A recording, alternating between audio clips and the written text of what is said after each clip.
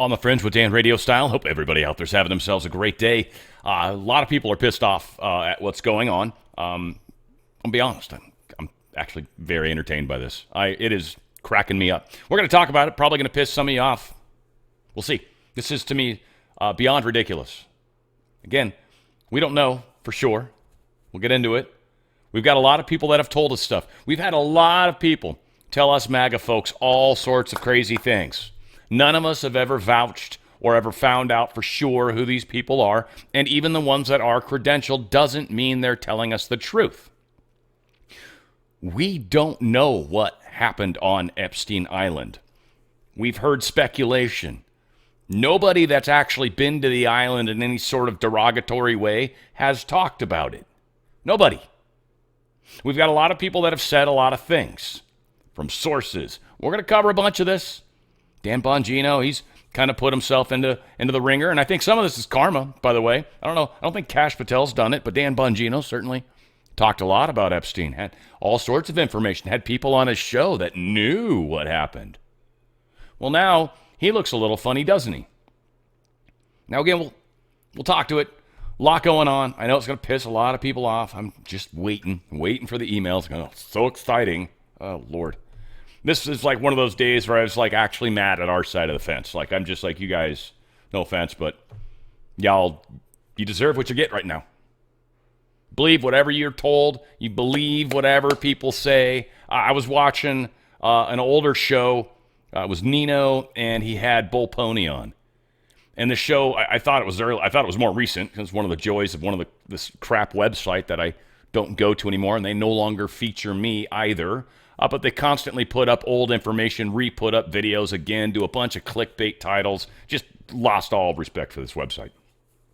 But I still check it out because every once in a while I'll find like something interesting. They got a couple interesting spiritual shows that have been on there that are weird, weirdly good. And then I like to catch up on what Wano Saban's saying, which I used to dislike him a lot more. I'm kind of digging on him a little bit more. I feel like he's one of the few voices of reason right now. Well, Nino's busy freaking out, and Juan's reminding him to get some of that lotion on his hands because he's friggin' out of control. This is what I'm seeing all over the place. Some of the most popular people are saying some of the biggest horse shit that's out there. And again, not trying to be mean to Bo Polney, but he was making all sorts of claims about July 4th. I don't know about you guys. It's July 8th right now. I even put the dates on my shows typically, or at least reference what day it is. And none of the things that Bo said were going to happen happened. None of them. Zero. His prophecy was inaccurate. Now, I'm not trying to be a dick. It's not like that at all. It's just funny watching people claim things and then being wrong. I see it a lot. I see it a bunch. That's why I try really hard not to make claims. I share what's up. I share the information. Even share my thoughts and theories sometimes. But I don't ever claim to know. Ever. There's stuff I've studied my entire life, and I still don't think I know it. Whatever. We're going to get into it. Here we go. Rock and roll. Trump on Doge cuts. He said he would have done it differently. I probably wouldn't have done it the way you guys did it. You know, hindsight's 2020. They always talk about. He says you can always second guess. Trump said, I guess some of the people in this room maybe would have done it differently, slightly differently, and some would have done it exactly the way it was done. Again, we'll see where we get in the big picture. It's another one of those things that pisses people off tremendously. Where's all the savings? You said you were going to save us a bunch of money. I even sent a tweet out, mainly to Musk. You know, Musk, you're all pissed off about the big, beautiful bill and it not saving money like it was supposed to. And then I did a screenshot of the Doge savings. And I said, where's the other $8 trillion or $800 billion in savings you promised? Maybe we need more time?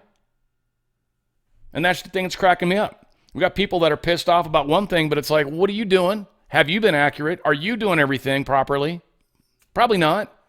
It's so common to project, one. Two, to point fingers. You got three pointing back at yourself. People just don't get it. Trial's going to begin over the deportation of a pro-Palestinian students. They compared it to the McCarthy-era tactics and said it created a climate of fear on campuses. You mean kind of like how people that were Jewish felt when they had all these people spitting on them and they'd actually literally have to hide their Jewish heritage because of fear?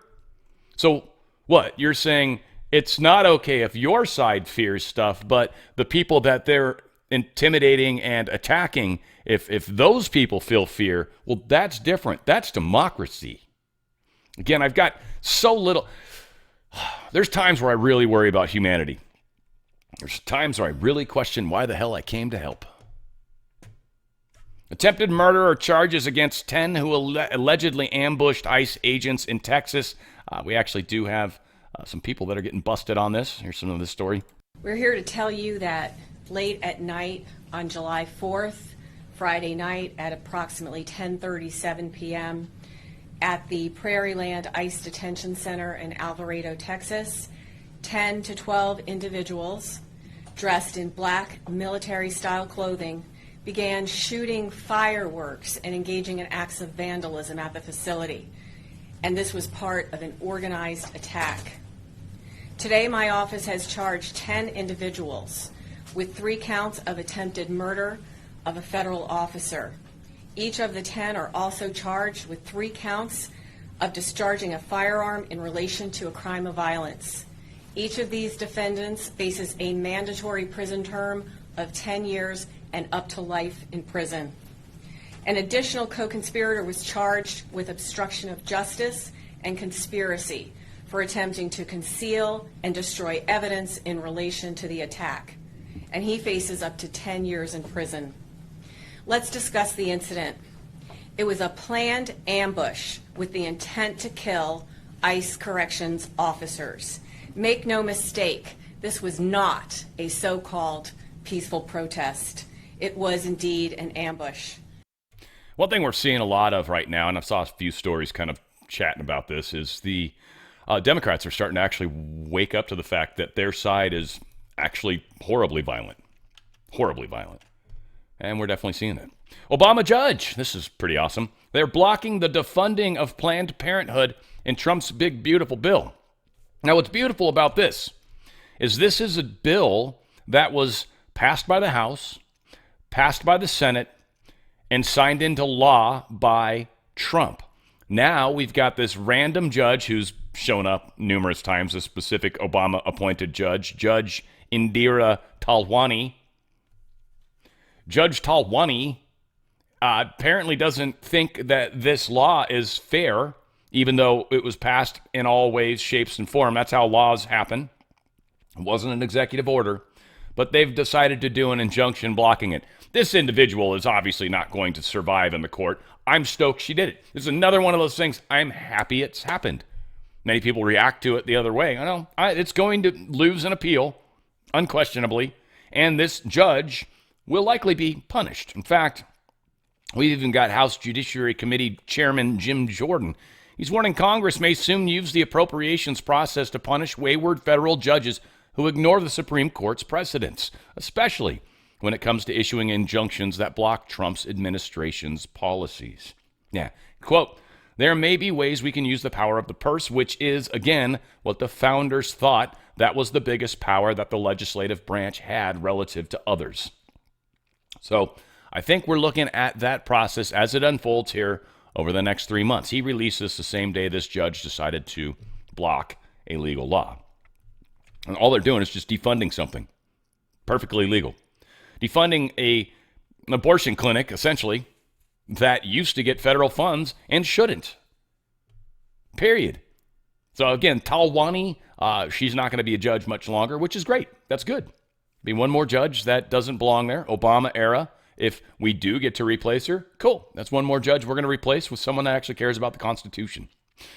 Now, this insurance stuff is just enough to get anybody, get their blood boiling.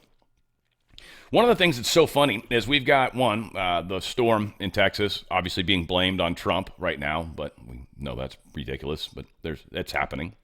But we've also got insurance issues going on in North Carolina, Florida, and California. Florida and North Carolina because of hurricanes, California because of fires. Now, hurricanes is one thing. I'm going to kind of distinguish between hurricanes and fires for a moment. California, we're in a whole different mess. So California, we've got literally just gobs of people that have lost their insurance. Car insurance has gone through the roof as well. You're mandated to have car insurance. And you're mandated, if you've got a mortgage in most cases, to have homeowners insurance. You can't get those, they can't get homeowners insurance in some places. And car insurance is redonkulously expensive, which California wants you to not be able to afford to drive anyway. That's their whole plan. But the problem with the fires is California doesn't do what they need to do to protect the forests, to make sure that they're properly taken care of. They also don't make sure we've got water to properly fight fires. So California fails to do what California needs to do. Then they turn around and blame the insurance companies for canceling. They cancel because of your poor management in California. Our governor, our mayors, poor management of our resources and our land is what's causing the fires to be insane. Nothing else. It's absolute, total, abysmal failure by politicians. Now, when it comes to hurricanes, I think there's technology being used against us for sure, but they're obviously going to use that from the climate change standpoint, whatever. It's a harder argument to make at that point. I don't believe in climate change like they claim. I don't believe carbon dioxide is our enemy by any stretch of the imagination. In fact, it's such a teeny percentage within our air. And statistically and historically, whenever carbon dioxide's gotten too high, we go into an ice age. When it gets too low, it tends to warm up. Or when it gets much lower, it warms up. That's how it always is. When it gets really high, plants grow really well. Another good thing for the planet. But again, this is what they want to do. If you want to talk about greenhouse gases, legitimately, water in the air does more to hold in or block sun. When you heat up the ground, if it's got a good chance to heat up and then suddenly you get a lot of cloud cover towards the night, it keeps a lot of that ground heat in. It causes it to be warmer at night versus when there's no clouds at night and it can cool off pretty quickly. Desert's kind of a good place to sort of see that experience from time to time. All said, yeah, we got a mess, major mess. Mitigating the rising cost of home and car insurance. Of course, one expert blames natural disasters for the increase in rates, but it's got to be a lot more than that. First off, it does. We're taught to hope nothing happens, and then we panic when it does. Real budgeting means planning for protection. Build it in, bake it into your monthly habits, and stop treating insurance like a luxury. Again, these are people just trying to say, shut up and pay it. This whole thing is just a mess all over the place. So never let a crisis go to waste. Right? We've got the left right now that's calling in that they're blaming Obama because he's cut back everybody, at the Federal Emergency Management, or he's cut back stuff at the National Weather Service. So this is why we had a storm that produced something like an 8-foot high wall of water. That's Trump's fault. Now, of course, they're going to blame Trump too because of the stuff he's doing, because we're cutting back the EV mandates and all that kind of crap, right? All the environmental crap that they're putting in there. So they're blaming all of that. And of course, us on the other side, not that either side's right or wrong, I don't know. I'm not going to make that claim. That's for you. A cloud seeding company is accused of causing Texas flood. Now, interesting is supposedly Peter Thiel is behind this company in some way, shape, or form. I don't recall where I read that. Somewhere. But apparently he's tied into this company that was Rainmaker, whatever that company, right? They're the ones that people are suggesting might have had something to do with the horrible rain that fell. Again, very possible. Hopefully it's not happening, but it might have. And again, this is both sides taking a horrible situation and using it to their advantage. Again, right, wrong, and different. Not here to judge. I don't frankly care. It's what happened. You can have your own opinions about it, sure, but it doesn't change it. It still happened, right? You want to blame somebody, blame somebody. If you want to just accept that we had a crazy natural disaster, that does tend to happen in that part of the country often. They have floods. That's not uncommon there. Again, could very well tie into the cloud seeding. Totally. I doubt it has anything to do with Trump, pulling back on people, but whatever. This is where we're at, right? People are taking everything and they're going to run with it based off of their belief system, based off of what they believe to be true. Whether they have any facts or not is irrelevant, I've come to find out. People don't seem to care about facts. All they care about is, did someone tell me this? Well, then it must be true. One thing I'm stoked about, and I got to make sure I hold this right because it's got my name on the back of it. We don't need to share that with everybody. Right here. Let's see if I don't know if I can share it. Wow, you can't read it at all. Anyway, this is the ivermectin mebendazole. This is it. Got it right here. Booyah. Took my first one this morning. I'm stoked. Was in the mailbox when I got out there. It's like, oh, cool. Fit in the mailbox. Look at that. This is the parasitic cleanse. Parasites, man. This is the stuff. I was doing the ivers like I told you guys. I had some old ivers. I was just eating it up. I had some old HCQ that I was just throwing in the mix. And I think that helped a lot. This is legit, though. 25 milligrams of ivermectin, 250 milligrams of mebendazole. This is the parasite cleanse. And I'm stoked on it. I am stoked. When I saw that, I was like, woohoo! Immediately opened it up and took one. Immediately. And they're little guys. Let's just show you one. Little guys. They're not big. These are cool little pills. Check these out, all right? Not that much. Not too bad. Good stuff. And it was filled to the rim with brim. Yes. So again, this is a very powerful product. You do a little bit of research, you'll start to find out parasites seem to be involved in a lot of stuff in our lives. So definitely check that out. If you're somebody that rolled up your sleeve or lives with someone that rolled up their sleeve, I highly recommend the Ultimate Spike Support. They've got the Spike Support. The Ultimate is the one you probably want to jump on. Again, their supplement line's not that expensive. Very good quality. I highly recommend it. Again, The Wellness Company is who you want to go to. That's twc.health/OTF. twc.health/OTF. Cleanse and Detox, is that the same thing? Oh, they got some other stuff there too. Yeah, the Spike Detox. They've got some other really cool supplements. The contagion kits too, by the way, are really good. These are antivirals. It's got all sorts of antiviral medications in it. Again, these are done by prescription. You literally got to fill out information. It is a prescription. It's legal, 100% legal. And then they'll mail it to you, which is fan-friggin-tastic.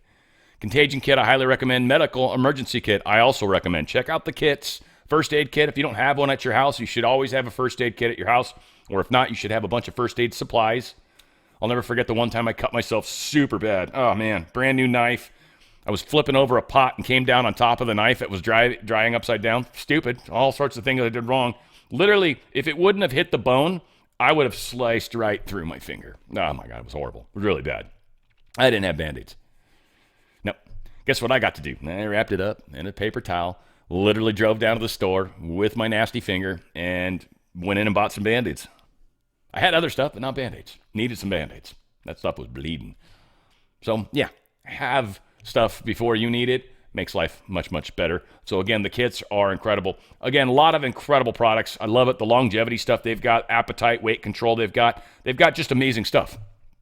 In fact, that's a different product, but I've been loving the Sculpt, too. That's actually making a huge difference. Go to twc.health/OTF. twc.health/OTF. Healthy choices, healthy living, healthy life. It's what we manifest when we focus on what we're trying to accomplish, which is being healthy, knocking out parasites, cleaning up our bodies. These things bring about healthy choices, healthy life. You're going to love how you feel. You're going to love what you experience. Go to twc.health/OTF. Make that big step. Protect yourself before they, do the damage they want to do to you, you know? Border Czar Tom Holman, he wants to turbocharge ICE arrests to about 7,000 a day. Here's him talking about it.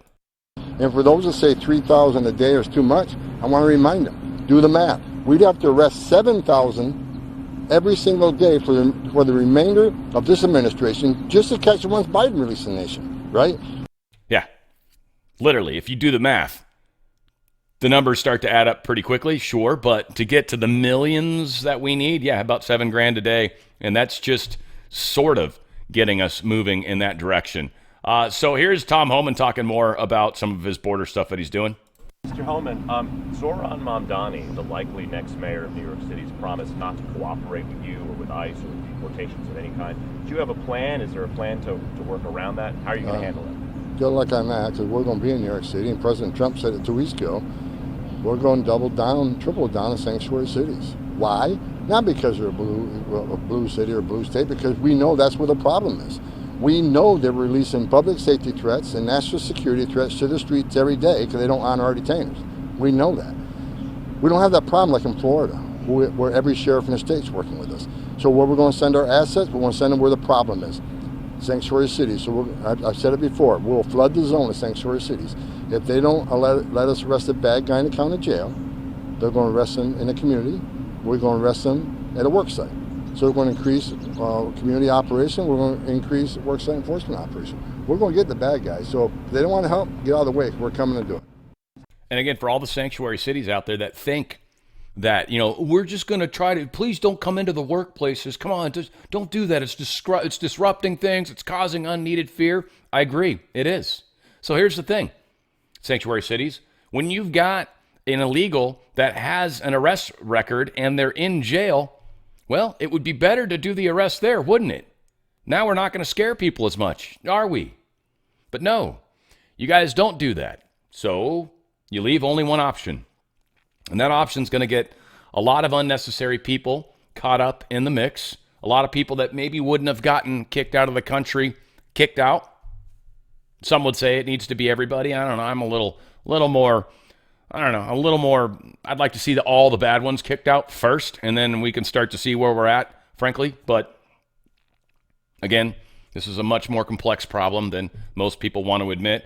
Here's Karen Bass being, somewhat of a retard, but she's talking about how ICE coming in is unacceptable.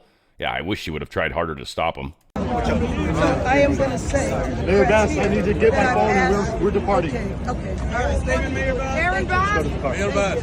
Any comment, Mayor Bass? Thank you. Mayor Bass, any comment? Yes, my comment is they need to leave, and they need to leave right now. They need to leave because this is unacceptable. Who did you speak Just with? wait and see. Mayor Bass, They will be leaving soon. Mayor Bass, who did you speak with on the phone just now? Who did you speak with on the phone? The head of customs. Yeah, unacceptable is having all these illegals that are protected by people like you, Karen. That's what's unacceptable. Okay, and you're a standard Karen. That just fits perfectly. So something funny that Sweden's dealing with right now is they're doing some questionnaires around people that have come into that country from other countries.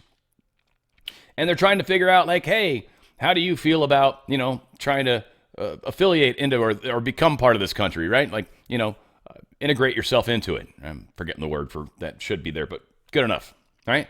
And one of the things that she's said that's brilliant, and the same applies here in the United States, it's not a human right to live in Sweden. It's not a human right to live in the United States. It's not. If you got a crap country, it makes more sense from our standpoint to try to help that country be a better place so people don't need to leave their home than to assume everybody's got a right to go wherever they want. Sorry, that's not how immigration works. And we don't want your worst and broken down. I know we kind of used to say that, but we were also trying to populate the entire country. And people wanted to be Americans. They weren't coming here to be from another country and wave another country's flag on our shores. That was never the case. So this whole idea that we're a nation of immigrants, yes, is true. Legal immigrants that came through the ports of entry, yes, that's true. We are not a country of illegal immigration. No, we're not. And we're never going to be. Sorry. You can think whatever you want. It's not a right granted to you because you want to come here. Oh, but it's dangerous in my country. I get you. That sucks. I don't like that. I hope we can help your country, but it doesn't mean that we're going to absorb all the people of your country into our country because your country sucks. You're just going to bring your suckage into our country. Not the good way to go about this. America is exceptional for a reason, and we're going to continue to be exceptional. And we're going to stop letting non-exceptional people run around and fuck everything up for the rest of us. All right, here's where we're going to get into the stuff where, I don't know. I'm gonna try to keep my opinions chill. I'm more bothered by the fact that everybody knows what happened on Epstein Island. Everybody knows what happened on Epstein Island. That's not true, right there. First off, just a fallacy. We don't know what for sure happened. We're reasonably sure that it was a honeypot situation. We're reasonably sure a lot of people were taken advantage of there, both good and bad. We're reasonably sure that there were underage kids, teenagers involved. We're reasonably sure certain things happened, but we don't know. We don't know. We don't. I think it's one of the things that's most funny right now. We're going to get into some of the examples of where I think, and I think in the case of Dan Bongino, yeah, dude, it's your bed. You made it. Lie in it. I don't feel bad for you at all. You're the one that's been running around saying a lot of stuff, and now you've got the facts in front of you, and you're having to kind of fall on that sword for a reason. So Bondi explains the missing minute in the Epstein video. We've got, I think, a couple videos of her. Hopefully they don't overlap, but we'll know in a moment. But here is there's a missing minute in the videos, and she's trying to get some proof to verify what that missing minute is, because this is what a lot of people are using as the key. Again, it is a fact. It is a fact that could imply that something happened during that minute, but it also could be what Pam says too. Now, I am still under the impression that Trump and Pam and Cash and Dan are all telling us their version of the truth. Now, again, I go back to what I said yesterday when it comes to the release of the information. They're saying we don't have evidence that he was blackmailing people for another government. That's probably a factual statement. They don't have evidence. There's no evidence. Don't know what happened to it. Don't know if it's maybe still an SDNY and we haven't gotten everything out of there that we think we have. Probably we did. Maybe this evidence exists elsewhere because that information was being fed elsewhere. But maybe we don't actually have the evidence. So in fact, the statement she made might have been actually true. It's just a statement. It's not saying a bunch of other things. And this is the thing that everybody on both sides of the equation fail at miserably.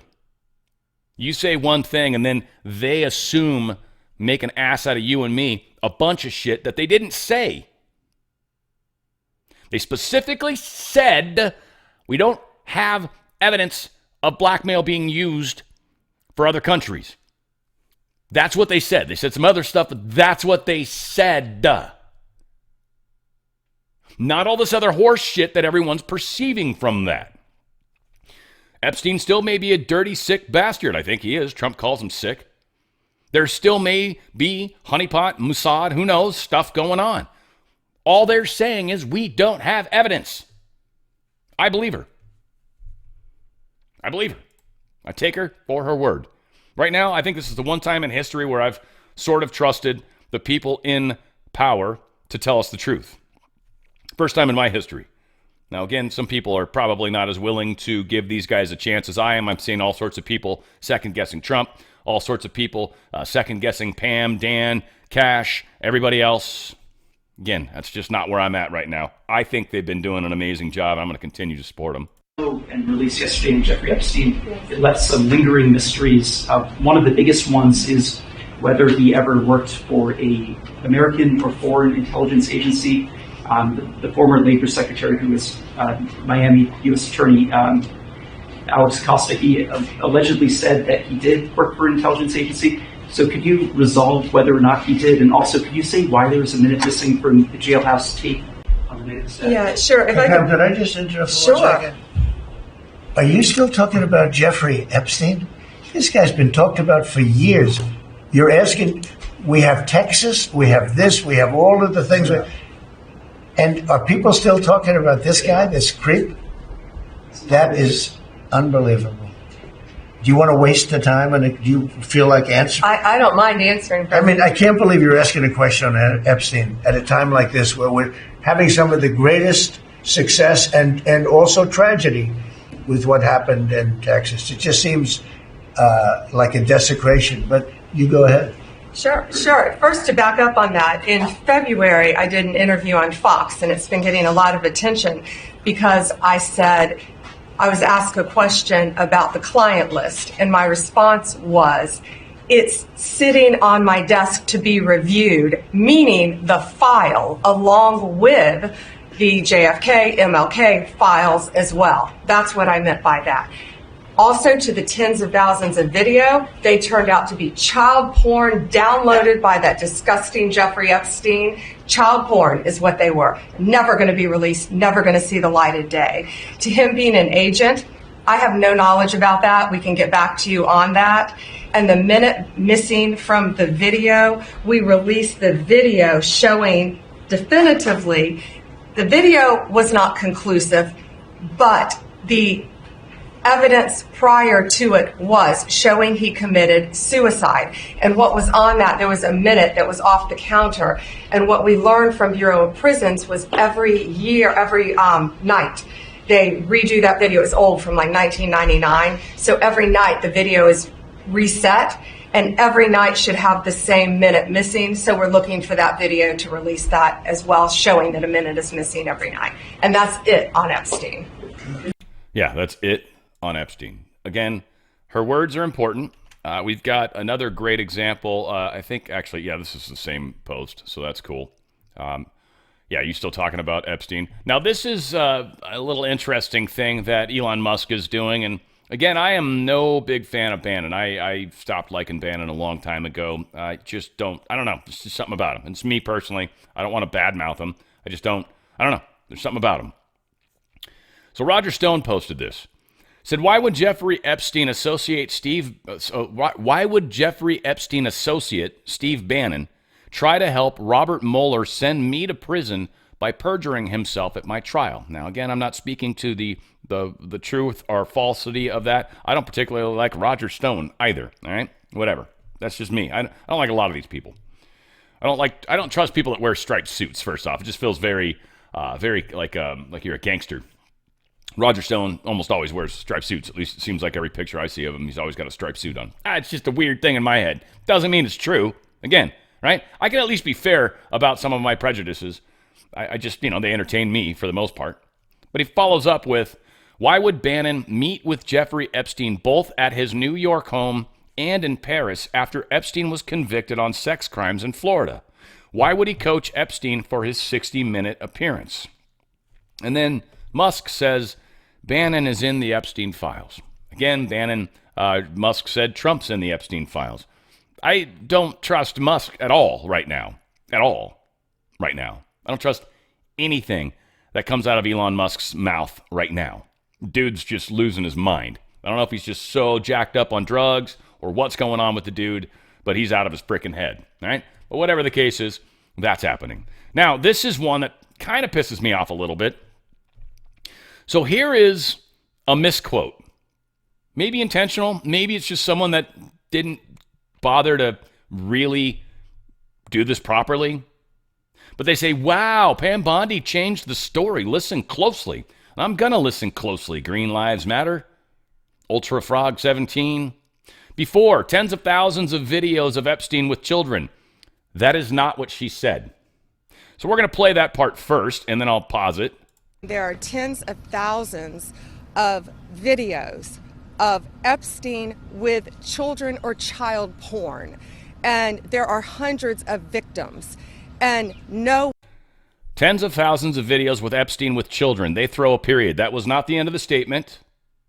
And with child porn. One victim will ever get released. It's just the volume, and that's what they're going through. Also, to the tens of thousands of video, they turned out to be child porn downloaded by that disgusting Jeffrey Epstein. There are tens of thousands of videos of Epstein with children or child porn. And there are hundreds of victims. And no one victim will ever get released. It's just the volume, and that's what they're going through. Also, to the tens of thousands of video, they turned out to be child porn downloaded by that disgusting Jeffrey Epstein. So again, she didn't see it all, didn't know it all, but her, in my opinion, her statements line up perfectly. She has more information available to her now, and she says, in fact, those videos, they were, in fact, child porn downloaded by him. There are pictures of him with younger girls. Not sure how low that number goes. Certainly, we know there was plenty of people that were under 18. And again, I don't know how low that number goes. Still technically child porn. So, okay, again, these are the facts that are being shared.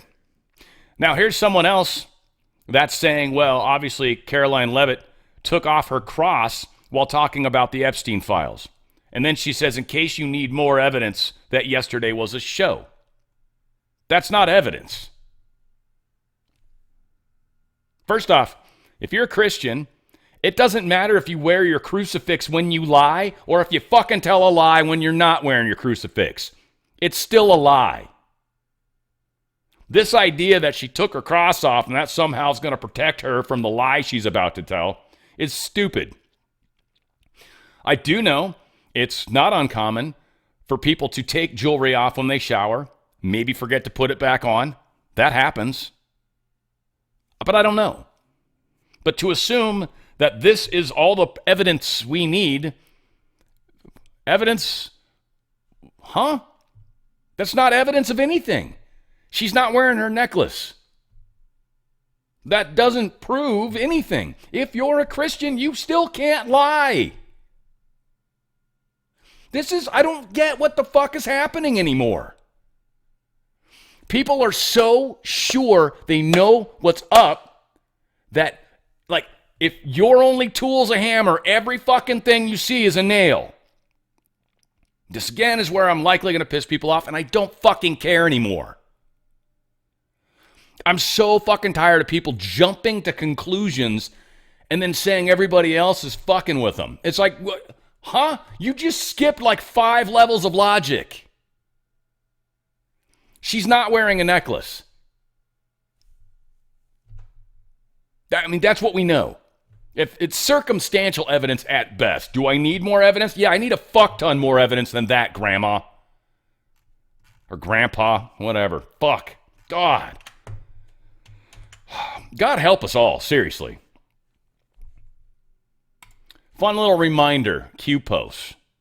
Understand one simple fact. The U.S. is connected to the rest of the world. Knowing that, understand, by default, if certain intel is released, it would cause a worldwide mass suffering. We share the idea of open source, but value life and must make decisions on outcomes and containability. So again, I don't know for sure what happened with Epstein. But if any of the rumors are true, the repercussions that could happen all over the world could be catastrophic. When you talk about how many different government people are likely maybe tied up in this. Now, many out there would say, oh, I don't care.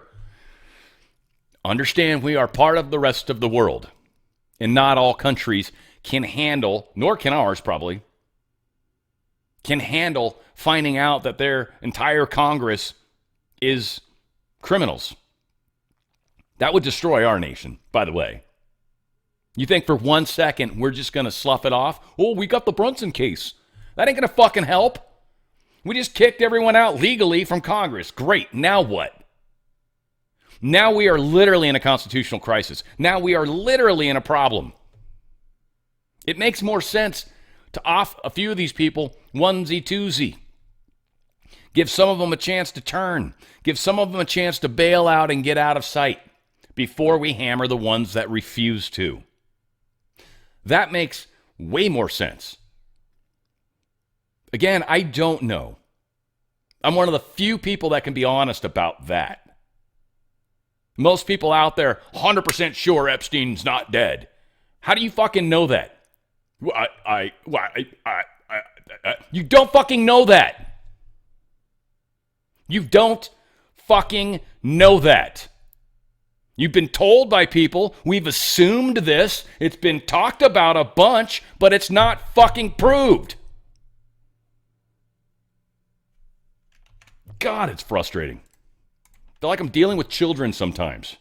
And I'm not saying my audience per se, just the general population of this fucking planet.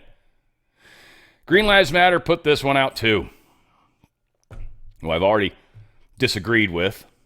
Now again, this is not a disagreement. This guy does good work. I'm assuming it's a dude. Ultra Frog, I'm almost 99% of the time love this guy, okay? I feel like he misquoted the other place, leaving out what you left out, and I think you just really did a disservice on that particular Pam Bondi piece. Do I trust Dan Bongino? Yeah. Did I watch his show regularly when he was on? No, because he talked about a lot of crazy shit that I didn't necessarily agree. I love his background. I love what he knows. I love how, like, whenever he talk about the Secret Service and shit, oh my God, I'd totally listen to that because he knows that for sure. One of the best parts, and I'm going to play the video, but Alex Acosta says, I was told Epstein belonged to intelligence and to leave it alone. Dan Bongino, Epstein worked for multiple governments, including the Israelis. Sources said that Epstein was known in the intelligence world as a hyperfixer. Sources. Now, again, I'm not saying they're wrong, but these are sources. Hyperfixer. Dude had money. He was invested all over the place. That might have been his job, a fixer. Fixers fix things. They make problems go away. They get proof sometimes that someone's doing something wrong. They maybe get honeypotted. I don't know. I don't understand all the fixers stuff. But again, this is sources. Just because he's got a source, just because Dan Bongino's got a source, doesn't make it for sure correct. Might be. We don't know that. Dan Bongino follows up. A trusted source told me that Epstein is an intelligence asset for people in the Middle East. The person said, I'm absolutely sure of that. And everybody that hears that goes, well, fuck, that means Epstein's an intelligence asset for the Middle East. No. It's what we heard. That's a theory that's running around. That's what this person said. That's called hearsay, by the way, in law, in court. I want to play it again. If this is my opinion, this is Dan's karma, because he's the one that's now having to deal with his own words. And again, do they have evidence that any of this is true?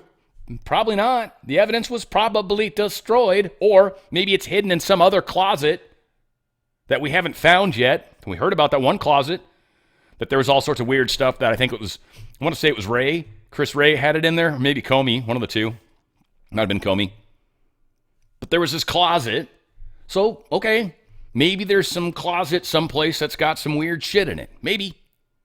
But we don't know. Stop assuming we know things. We don't. Nobody from that has really come out other than alleged sources that probably heard secondhand and they're claiming to know.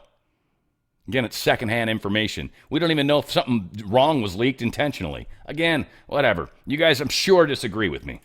Terry, were you ever made aware at any point in your handling of this case if Mr. Epstein was an intelligence asset of some sort?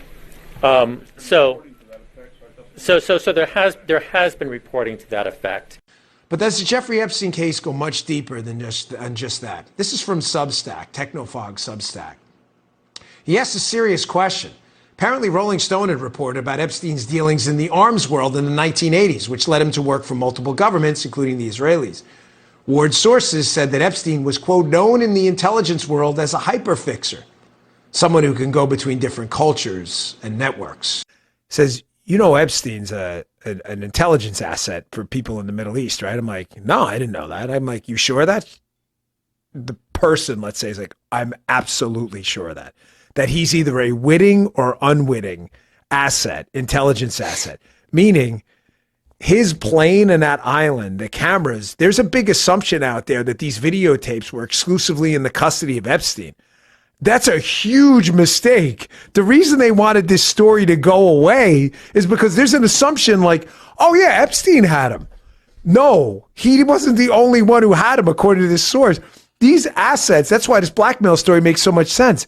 Which Middle Eastern countries they are, I don't know. But this person, who is a very, very good reporter, I mean, aces, right? Swore Epstein was either a witting or unwitting intelligence asset, and they may have had his plane wired up, and they're the ones who have all this stuff. So the point is, to sum it up, how do you know some of these countries aren't going to some of these power players who aren't making decisions because, hey, you wouldn't want this video out there, right? Actually, I'm glad. I mean, I didn't listen to it earlier. I was just going to play it and react. And I like the way Dan came at it. So good on you. Good on you, Dan. Good on you. Because, yeah, we don't necessarily have any info. Epstein didn't necessarily have any info. There's people, well, there's a bunch of CDs and stuff. Okay. And maybe that had a bunch of child porn on it, like Pam Bondi's been saying. Maybe he was downloading porn. Maybe he liked to watch it. Put it on discs. Not uncommon. Not uncommon to put movies on discs. Obviously DVDs or whatever, right? I don't know necessarily what people that download porn do, but whatever. So Donald Trump, truth this, the FBI director, or the FBI, under the direction of Kash Patel and Deputy Director Dan Bongino, is back to the basics, locking up criminals and cleaning up America's streets. We have the greatest law enforcement professionals in the world, but politics and corrupt leadership can prevent them from doing their job. That is no longer the case, and now they have been unleashed to do their jobs, and they are doing just that. Keep it up. Make America safe again. Now, this post people have used to say that this proves Trump doesn't have faith in Pam Bondi because he doesn't mention her. Pam doesn't work for the FBI.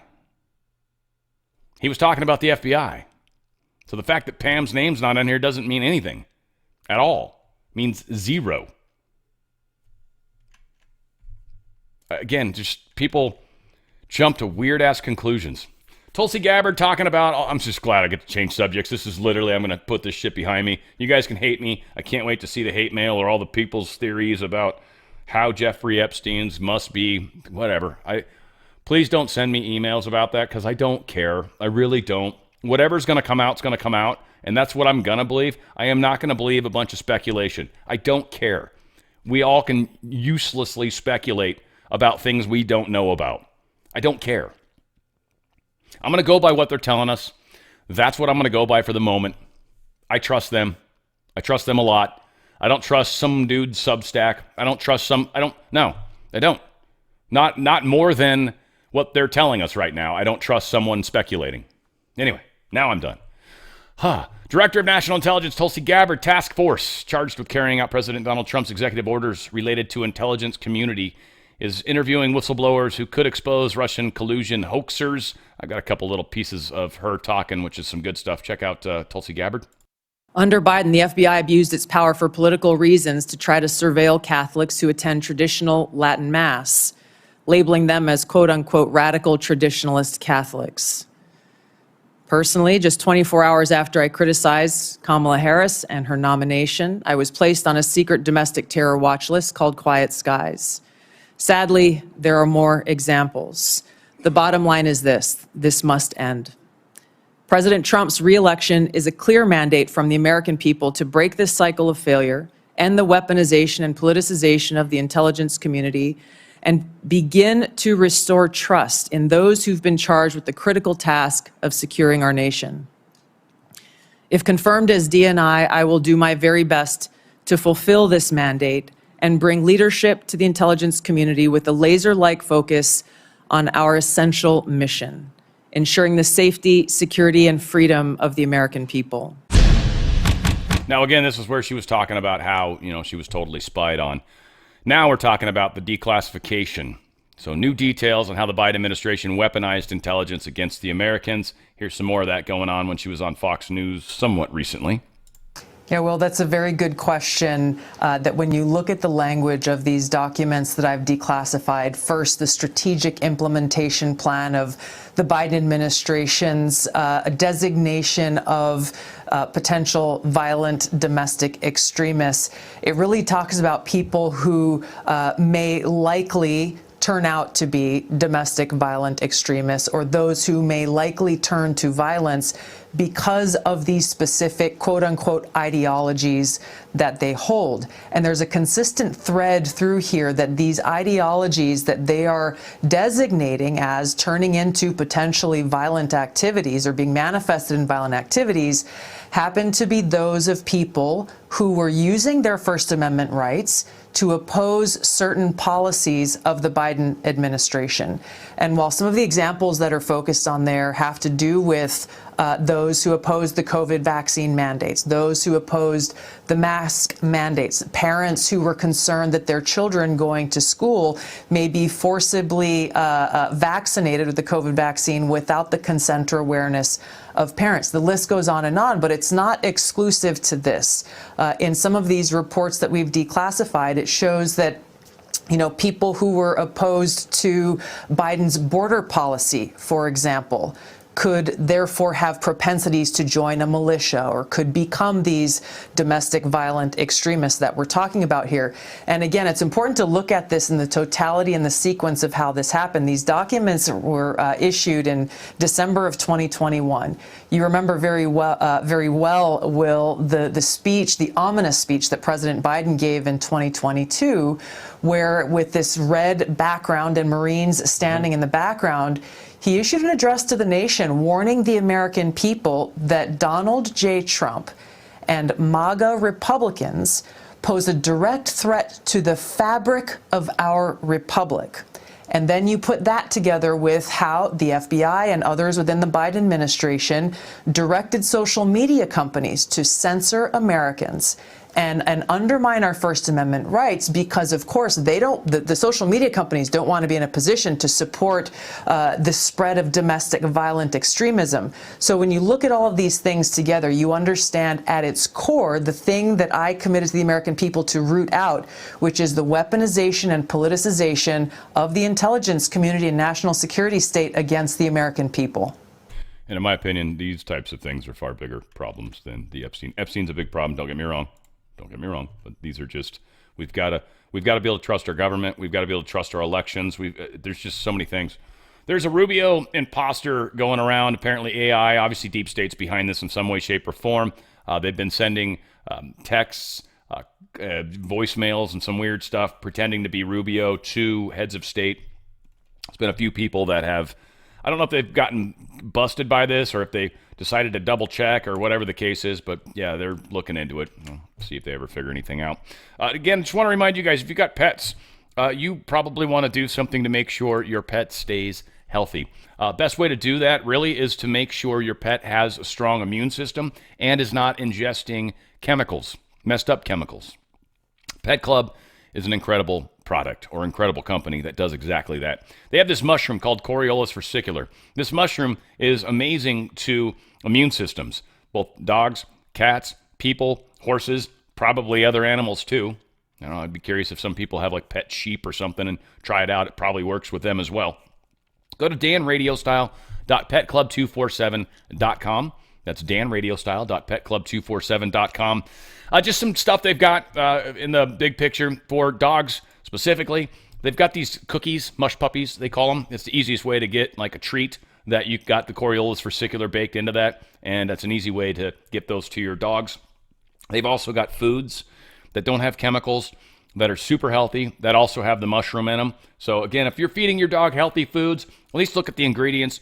Make sure there's not a bunch of crazy processed stuff. Make sure it's not made in China. If it is, you might want to consider switching to different kinds of food. But again, if you've got healthier foods, awesome. If your animal's reasonably healthy, cool. The mush puppies is probably enough. Just keep that Coriolus versicolor inside their bodies on a regular basis, and they're going to be better for it. If you've got dogs and cats like the Mojos, dogs do too. It's a liver treat that has the Coriolus versicolor baked into it. So Mojos is a good way to go, especially if you're trying to appease both dogs and cats living together. Just craziness happening.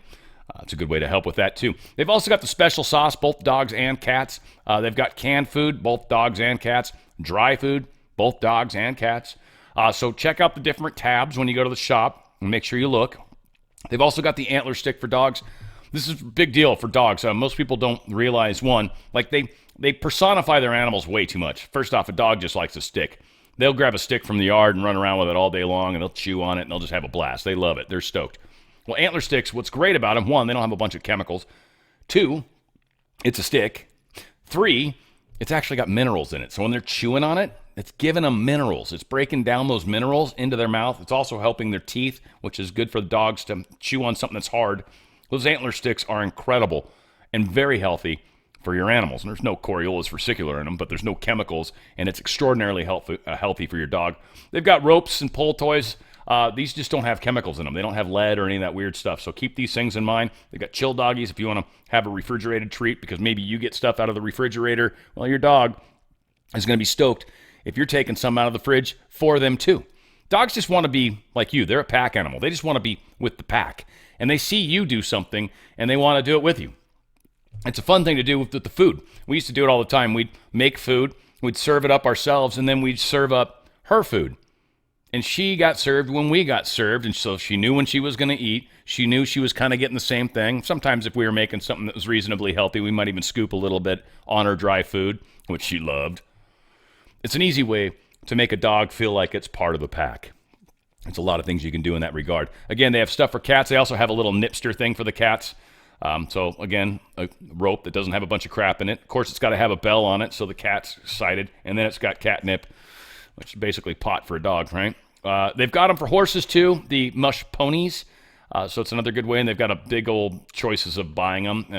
Obviously, if you're going to buy a bunch of them or got many horses, there's you can get, I don't know what the hell comes with $1,800 worth of mush ponies. It's a crap ton.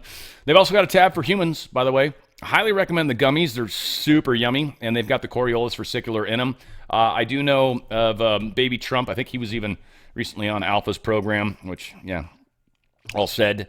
But he talked about how when he had cancer, he used a bunch of this stuff. He was taking gobs of quantities of this stuff, supposedly knocked the tumor out of his throat, which is very good stuff. He was another individual, by the way, I donated money to and never, ever said thank you to me. Donated. I gave him $1,000. Dude never said damn thank you. Very not cool, by the way. Very not cool.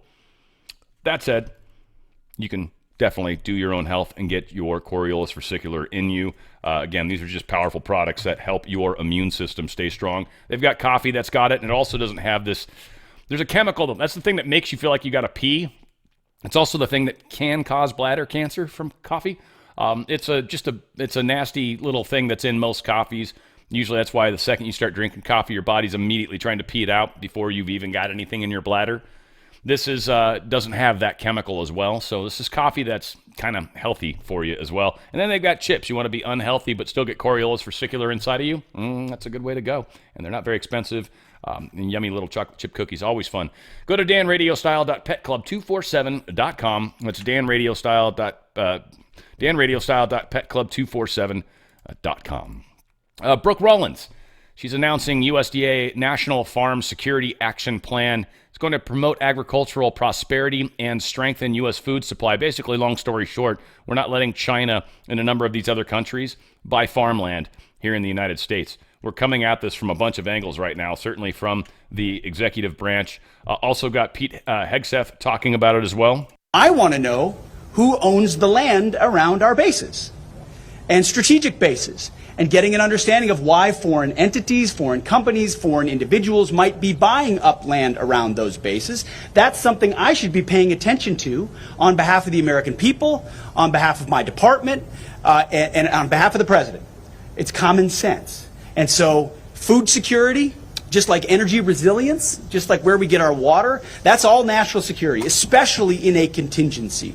So we would be asleep at the wheel if we were not fully a party to an effort like this to ensure that our nation had the food supply it needs. But specifically, our troops have what they need on our bases so that in those moments you can rely on us here in the United States to provide that security. So no longer can foreign adversaries assume we're not watching and we're not paying attention and we're not doing something about it, because we are. So, Brooke, thank you very much.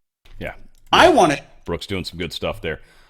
U.S. Senator John Fetterman. I hope many would agree the Chinese government and other U.S. adversaries should own zero agricultural land in our great country. This is really a national security issue and also a food security issue.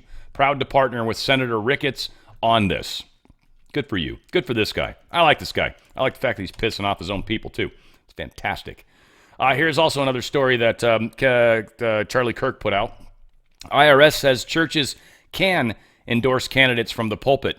It's a court filing. The tax agency said a decades-old ban on campaigning by tax-exempt groups should not apply to houses of worship speaking to their own members. I want you guys to dig up the story, go to the New York Times, or just search this headline, and you'll find the New York Times headline. Get this to your guys' pastors. Make sure they understand. Make sure they don't allow what has happened over the last 20 years. Don't let that continue to happen. Now, again, I don't know, maybe some of these guys are really left-leaning, but one thing will happen is it's going to separate the wheat from the chaff, or in some cases, it's going to separate some of the flocks, because we'll have some pastors that'll come out and demonstrate their left-leaning tendencies, and maybe you won't want to keep going to that church anymore. Something to think about. Let's see. We got Jim Jordan talking about how Republicans are eager to stop censorship regime. They had a fun little thing about 3.5 minutes here with Breitbart. Check it out.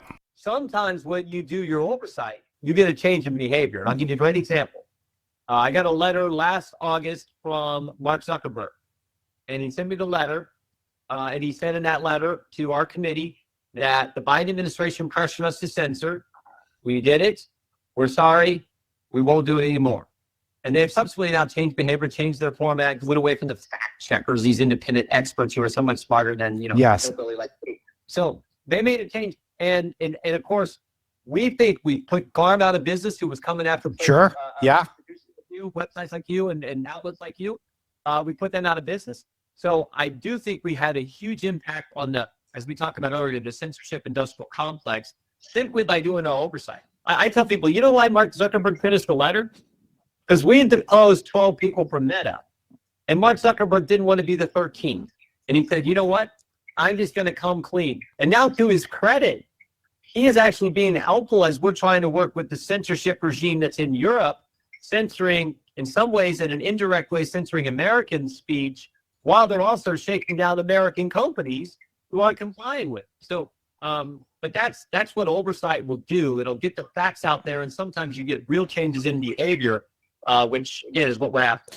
Yeah, and Musk got a lot of credit for getting Garm shut down with a lawsuit, but you guys had really softened the belly. And I'll tell you, I did a lot of media when that lawsuit was going on, and your staff was really helpful to me, briefing me on everything they knew. So thank you to that.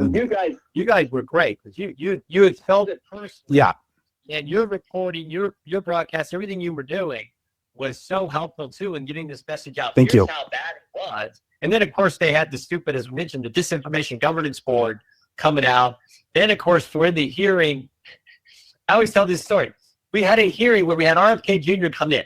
And this is while he's a Democrat. He's running for president.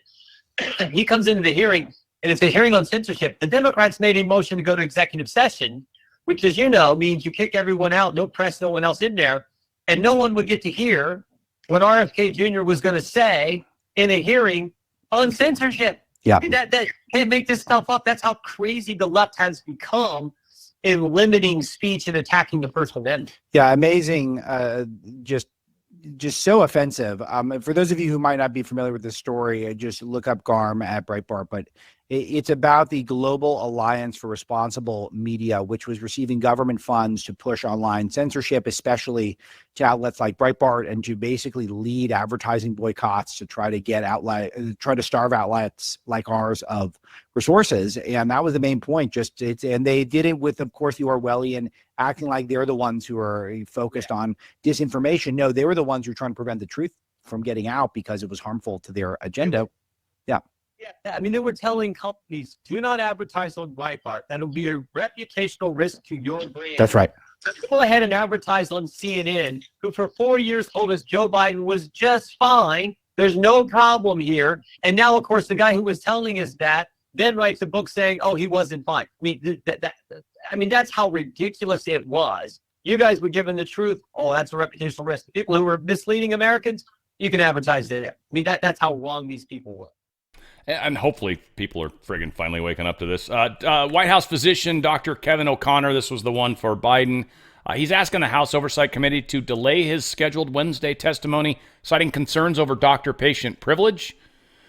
I don't understand how delaying it helps that. Doctor-patient privilege is still going to exist in a week or two from now, unless they're planning on Biden dying by then. Not sure. But yeah, I don't know how this is going to play out. We'll see. Spokesperson for the GOP-led Oversight Committee said it will follow the House deposition guidelines, allowing for witnesses to claim privilege on each question and for the committee chairman to make a ruling on each claim. So it doesn't sound like they're going to let him come in later. And again, it doesn't sound like that would change anything. New York Mayor Eric Adams talking about, well, one of the biggest elections I think that's going to be happening of consequence, at least in this country, is definitely going to be what happens in New York. I think California is going to come into play too. I'm curious to see what governors run out here. But all said, Eric Adams, I like I don't know. He's kind of the one I'm leaning towards right now. Even if a Republican candidate runs, I'd probably still lean on Eric Adams personally. That's me, though. I don't live in New York, so it doesn't really matter what I think. Maybe a little does, but outside of that, here's Eric Adams talking about Mamdani. What about the affordability message that Mamdani has put out there? Now, look, the truth is there's a lot of things he said that he can't actually do, things that you have said and I think described. Right. But the question is, how do you reach those voters who say, yeah, there's an affordability issue, and what are you going to do, and what are you going to tell those people that you can fix? Great question. Legitimate concerns about affordability, not only in the city, in the country. Everyone can talk about the prices that we're dealing with, purchasing basic things. And we got that. We heard that message. I know we're living in poverty. He knows we're living in luxury, actually is. I know living on the verge of homelessness. I know struggling every day, going to school with a garbage bag full of clothing, afraid you're going to be thrown out. That's my story. That is not his story. He's a academic elitist that comes with these philosophies and principles that don't work out on ground. The foundation of him paying for free buses, he wants to tax 1% of high-income New Yorkers. Mayors don't have that authority. You know who has that authority? Assemblyman. Right. He's an assemblyman. And the governor already made it clear she's never going to do it. And so the foundation of his program is not winnable. Right. Now look at mine. $30 billion back into the pockets of working class people, paying off medical debt, paying college tuition for foster care children, dropping the cost of Metro cards on those low-income New Yorkers, just passed acts to tax. Low-income New Yorkers pay no income tax at all because of the partnership we had with Albany. So finding ways as the mayor to put money back in the pockets of working class people, I know how to do. He does it. This is a class exercise. Right now, we need expertise that we don't lose the success we made in this city. Have you spoken to Andrew Cuomo at all? Yes. Yes. Talked to him about the potential for him getting out? Well, there's a real history with Andrew Cuomo and particularly black elected officials. He did it to Carl McCall. He went on the liberal line with Carl McCall when he was running for governor. Carl McCall lost. He pushed out Charlie King when he was running for attorney general after raising $5 million. He pushed out Charlie King. He did the same thing to David Patterson when David Patterson was governor. For him to see that I was on my own independent line prior to the race, and then for him to join it, he knew he was setting us up for this. He knew Madani's were going to be on the Wilkins family card. So has he asked you to step aside? I'm sorry? Has he asked you to step aside? Yes. I said, Andrew, are you that level of arrogance? I'm the sitting mayor. I'm the sitting mayor of the city of New York. And you expect for me to step aside when you just lost to Zohan by 12 points. He was up 32 points, $30 million. You lost. They heard your message and you lost. Now let a fresh set of legs that has produced for this city. And that's the highest level of arrogance. Totally is, right? That's 100%. Vice President J.D. Vance talking about Mamdani and his radicalism. And that brings me back, finally, to the next likely mayor of New York.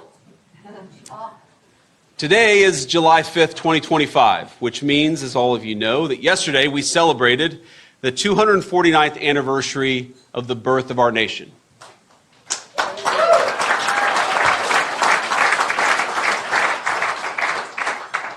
Now, the person who wishes to lead our largest city had, according to multiple media reports, never once publicly mentioned America's Independence Day in earnest. But when he did so this year, this is what he said, and this is an actual quote. Quote, "America is beautiful, contradictory, unfinished. I am proud of our country even as we constantly strive to make it better." End quote. There is no gratitude in those words. No sense of owing something to this land and the people who turned its wilderness into the most powerful nation on earth. Zoran Mamdani's father fled Uganda when the tyrant Idi Amin decided to ethnically cleanse his nation's Indian population. Mamdani's family fled violent racial hatred, only for him to come to this country, a country built by people he never knew, overflowing with generosity to his family, offering a haven from the kind of violent ethnic conflict that is commonplace in world history, but it is not commonplace here. And he dares, on our 249th anniversary, to congratulate it by paying homage to its incompleteness and to its, as he calls it, contradiction. I wonder, has he ever read the letters from boy soldiers in the Union Army to parents and sweethearts that they'd never see again?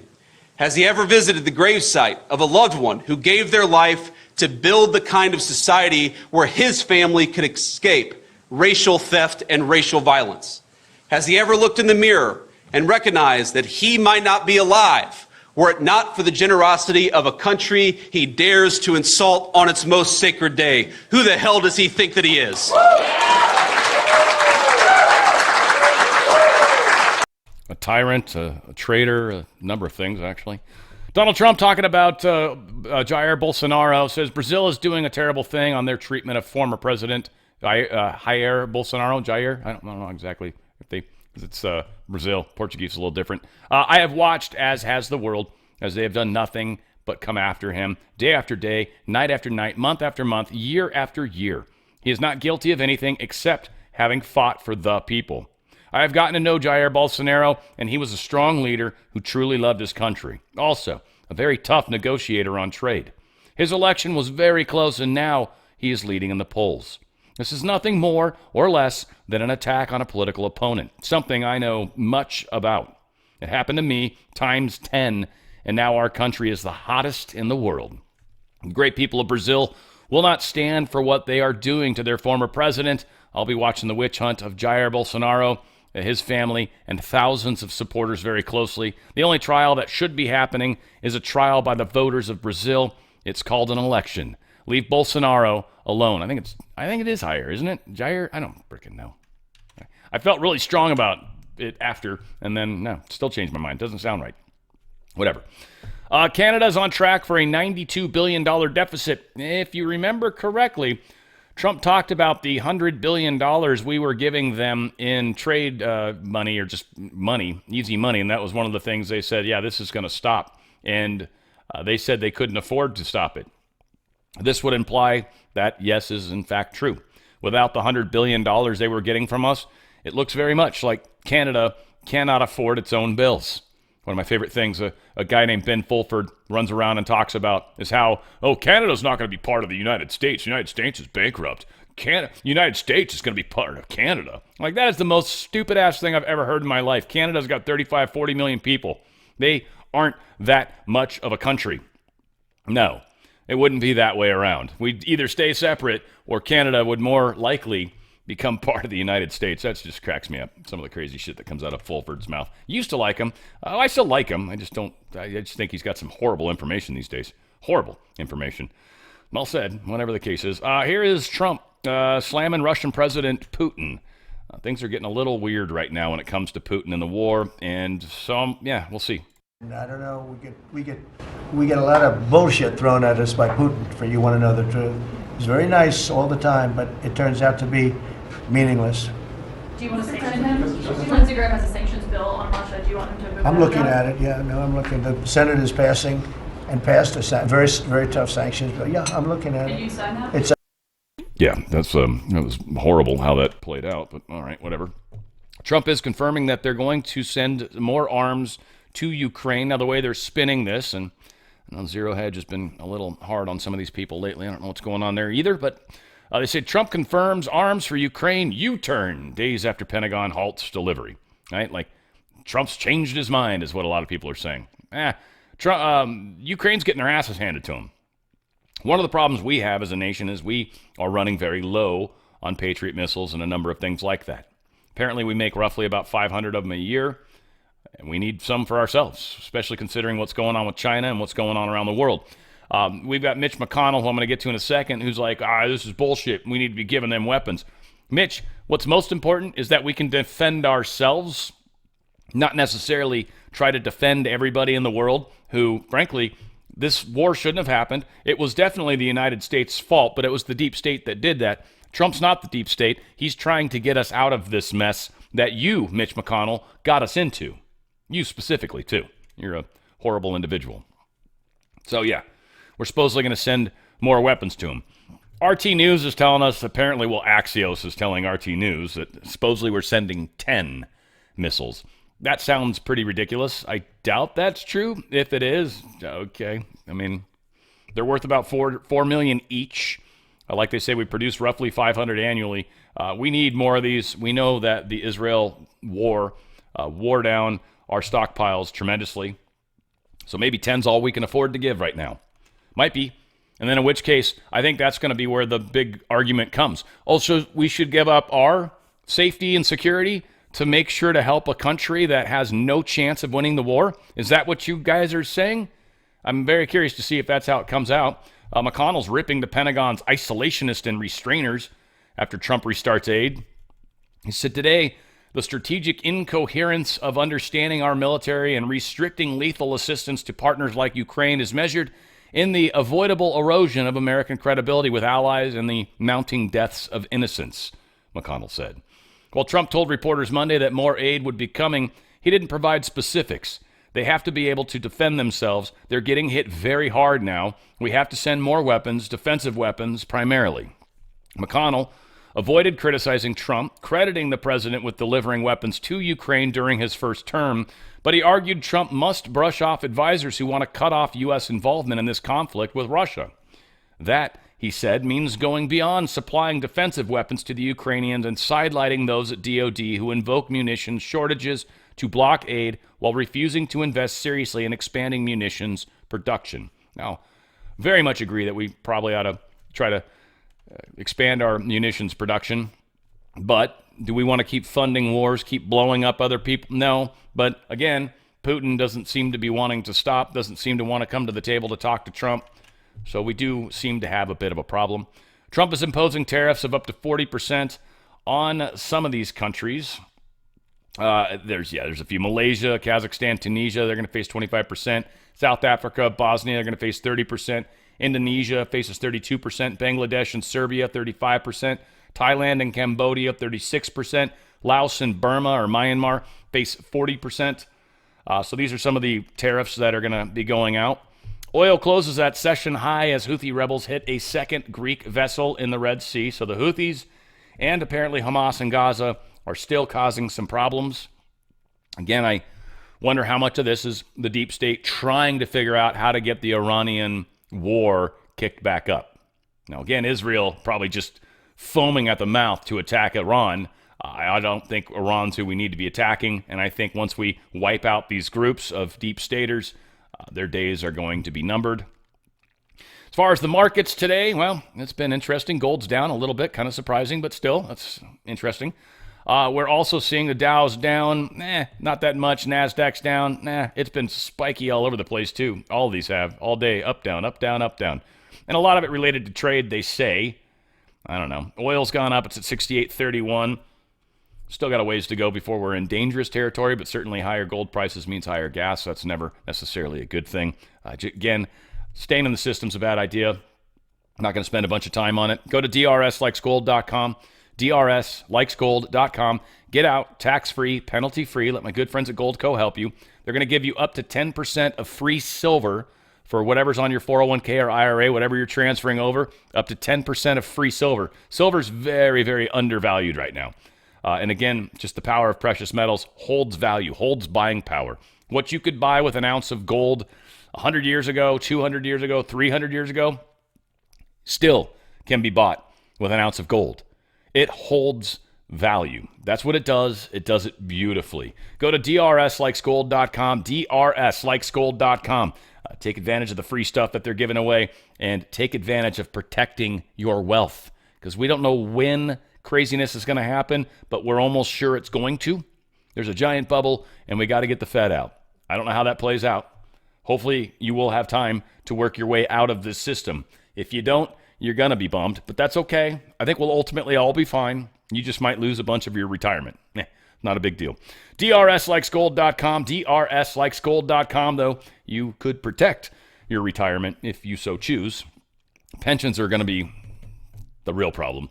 I think a lot of people's pensions are going to get sucked up bad, especially state pensions. State pensions are nowhere near as good as most people think. You have a state pension, you should probably be more concerned than others. And I'm not trying to be like scare you, but many states, especially like California and stuff, CalPERS and stuff, we've so mismanaged these piles of funds, these slush funds, if you will, that they've got huge problems, and the unions aren't going to be able to fix this. So I don't know. Don't let them protect you. Protect yourself. DRSlikesgold.com. DRSlikesgold.com.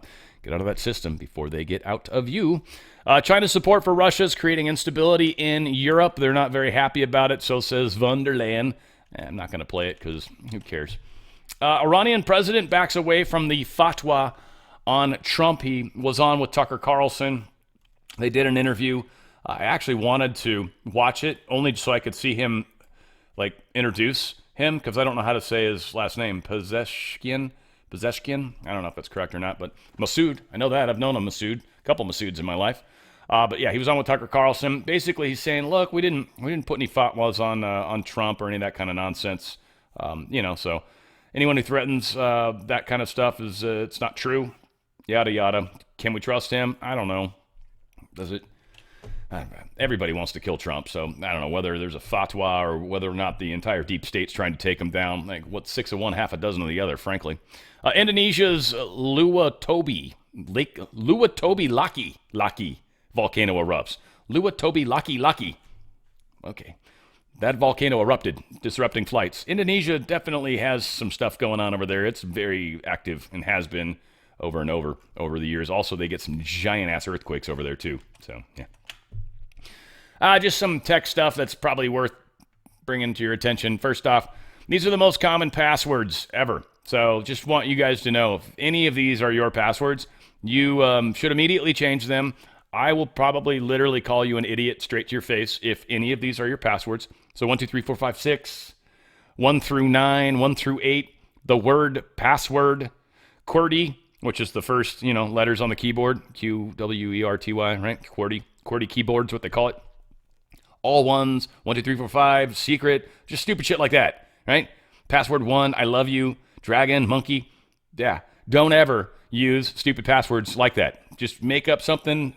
You can use other characters for letters if it helps you remember what it is, or write it down on something. There's ways you can go about it. But if you're using any of these passwords, literally, you're an idiot. You're an idiot. Stop being an idiot. How about that? You can fix that. Don't use those passwords. That's how you fix that. We got some troops, U.S. They're going to vanish like squid. There's this new bio-inspired camo that literally is going to allow people to kind of blend in with the environment around them. Yeah, it's pretty cool stuff. Anyway, we get into the science and all this nonsense, but yeah, it's very, very cool. And I'm sure that technology already exists, probably being mass-produced. And finally, 2 friggin' stories that are cracking me up. So the reviews of this new Superman movie have come out. I guess it's heavy around immigration, right? Because Superman's an immigrant, but he's from another world. But, they're running with that. And then the best part, because its reviews have sucked, it's a shit movie. So don't go see it. Do not pay money to see this in the theaters. If you want to see it, wait until it's on like Prime or whatever the other video channels are. I'm drawing a blank on the one that I quit a long time ago. The most Netflix, that one. I haven't used it in so long. I was like, what is that one called? Anyway, Prime, Netflix, wherever. Watch it there. That's fine. They're going to get a little bit of numbers from that. But box office, when you don't show up at the box office, that's what kills them. That's what jacks it. So, yeah, don't go see that in the box office. And, of course, like always, who do they attack when we don't like a movie because it's got a bunch of woke shit in it? They attack us, the actual people that won't go see the movie because it sucks. So Superman actor Sean Gunn says film is pro-immigrant, and if you don't like that, you're not American. That's about as stupid as it gets from this guy who's stupid. He was in Guardians of the Galaxy. That's right. He was the dude that stole Quinn or whatever his name was, right? Stole him. He was like the dude's right-hand man. Anyway, I didn't realize that. And is that Gunn? Is that Baby Gunn or Daddy Gunn? I don't even know which Gunn that is. Daddy Gunn, James Gunn, obviously has got some pedophilia charges against him, just interestingly. Or people have accused him of such. I don't know the truth behind it, but it is what it is. So, again, don't go see the movie. That would be my big takeaway from this. It didn't look good either. So, I don't know. I think I saw some stupid small trailer for it that didn't even look good. It's like, you've ruined Superman. You've ruined Superman. You ruined Star Wars. You've ruined pretty much everything that I, as a boy growing up loving, has been pretty much ruined. So well done, Deep State. Cheers on that. As soon as we get you out of the way, who knows, maybe we'll make some cool movies again. Obviously, the dark does not know how to create. All they know how to do is destroy. So once we get the dark out of the way, we can probably start creating stuff again.